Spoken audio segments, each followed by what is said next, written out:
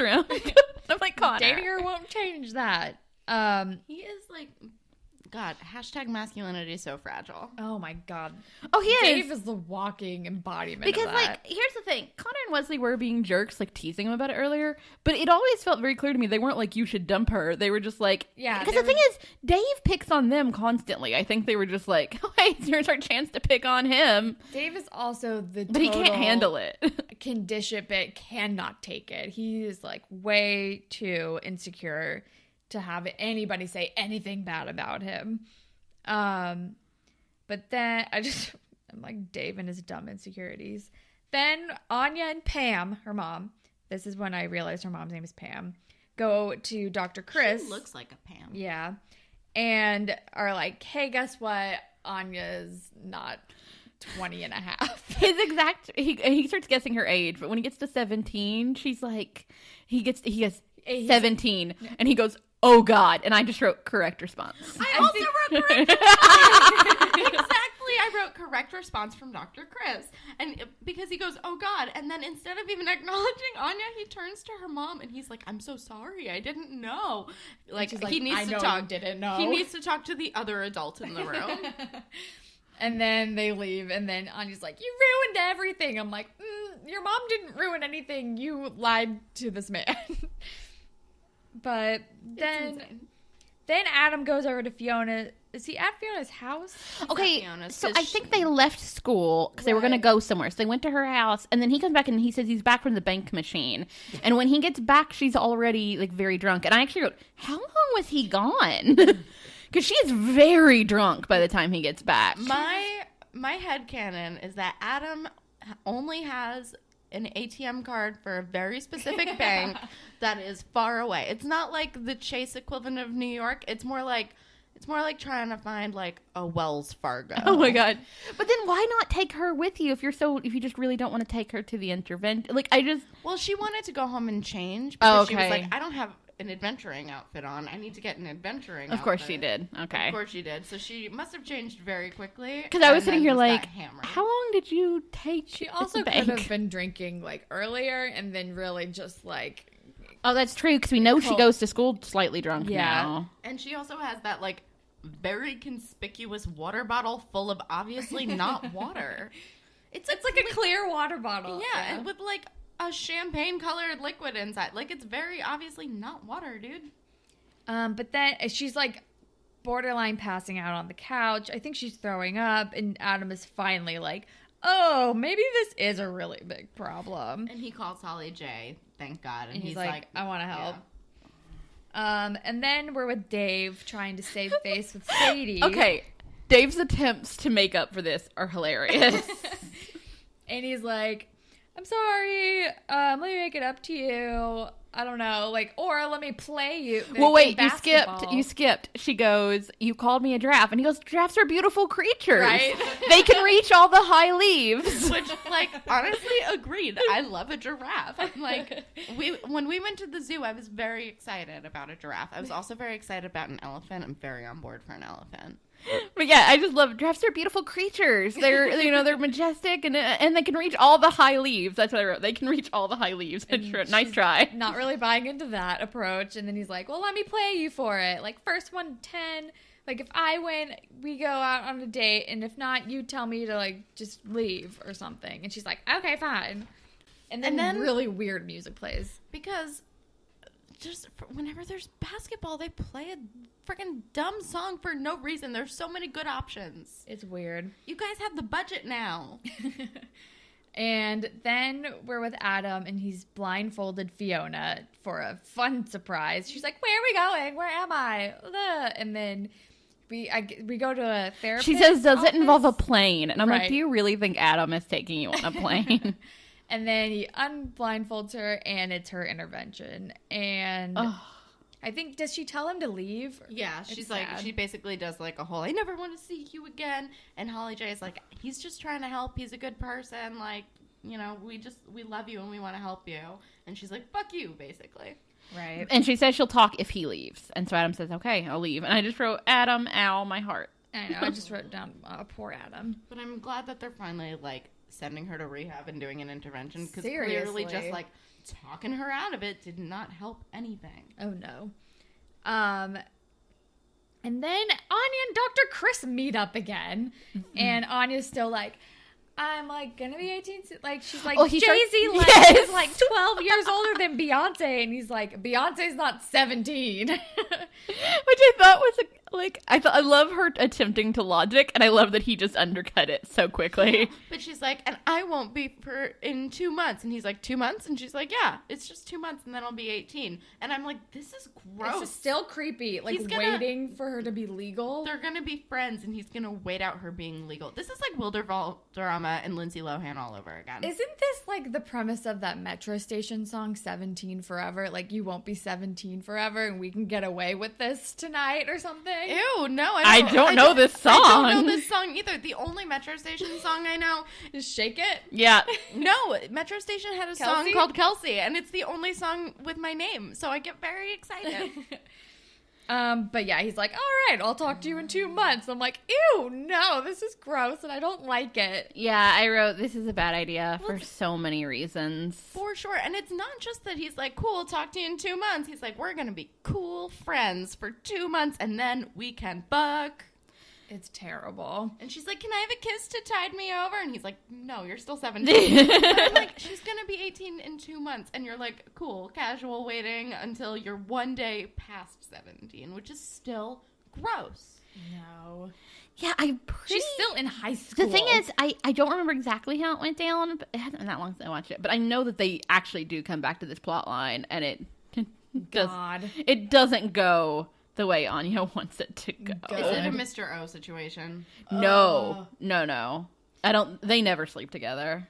Okay, good. Anya and Dr. Chris Spoilers, but like, yeah. I'm fine with it. Cool. Spoiler. No, and my new favorite spoiler. Yeah, no, they never sleep together. Because I know it comes back like when she turns 18, like she calls him, and I know they meet up, but I don't remember what happens. But I know that they do not sleep together. Nothing ever happens. Thank God. Because I like to believe that Dr. Chris in this moment is just trying to humor her so she won't she won't get really upset. Right. One can hope. Because he seems like he's mostly just a sweet nerdy guy. Yeah. Like he even talks about like I became a doctor because doctors on TV could get girlfriends, and I was so nerdy I couldn't date anyone. Also watches Grey's Anatomy. Yeah, that's clearly what he was talking about. I love this headcanon of Dr. Chris watching Grey's Anatomy and being like, that's why I want to do this, so I can be McDreamy. He's just like wrapped up. He's just wrapped up a game of Dungeons and Dragons. Doesn't have a date. Turns on the TV, and he's like, me. I could do that. Dr. McDreamy, can I be you? So I think he's just a little more George, though. He's a little more George. He's a total George. But hey, don't knock George. I was gonna say George is adorable. I would have dated George. If George had gotten over Meredith quicker, I would have dated George. But that entire plot line. Oof. Can we have a Grey's Anatomy podcast?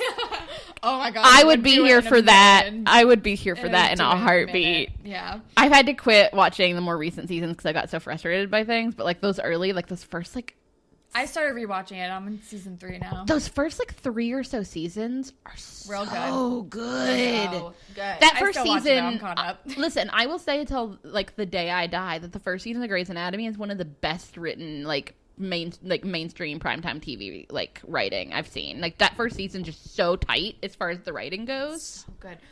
So I think this is actually season 2, but like my all-time favorite episode, like the bomb in the body. Like anytime I'm like, I have like a few like go-to episodes of shows that I'm like, I need to like chill out and like unwind and eat too much takeout, and maybe I've had like a really bad day, so I want to watch something that's like comfort food television version. Yeah. And your comfort food is the bomb in the body episode? It's so good. I'm weird, and I fall asleep to Criminal Minds. I saw that tweet. I know yours are the bomb in the body episode and the shooting episode. I love the shooting episode, but like Holland knows me so well. I have to be in the right space to handle the shooting episode. Because that's one of the most intense like depictions of a shooting I've ever seen. Like, oof. I don't like the ferry crash one, though.